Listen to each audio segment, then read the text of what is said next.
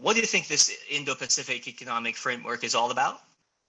So the Trans-Pacific Partnership was an effort to reassert, same theme, reassert the United States' role in East Asia, which was not particularly successful.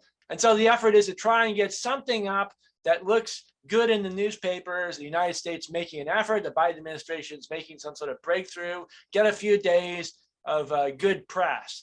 But people I know who are actually involved in the nitty-gritty of it feel that there's nothing particularly original in it, and there's not much of a buy-in. And most importantly, the dialogue in Tokyo or in Seoul has been Ukraine. It's like Ukraine, Ukraine, Ukraine, Russia, and then here a little bit of a few crumbs in this proposal, which actually we're not even sure if it will get off the ground.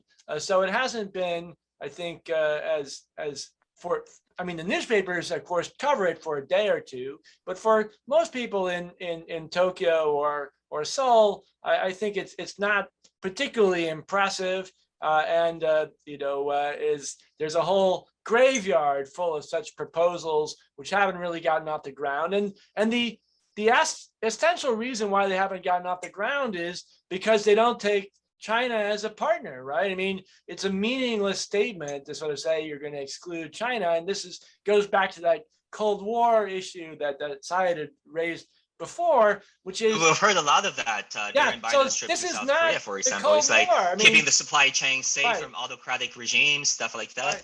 So the United States, percentage of global GDP is not what it was in 1952, right? And I mean, after the Second World War, and in terms of advanced technology and research, it's also not as competitive as it was, and China is much more competitive. So there really is no real choice but a partnership with China. And the ultimate problem with the trade and the tariffs, which Syed mentioned, is that what the United States really needs is not tariffs on foreign countries, but basic investment in science, right? Within the country, because I was professor at University of Illinois, which used to be top 3 in computer science, and is no longer has that status because of this failure of long-term investment in education, and especially in science.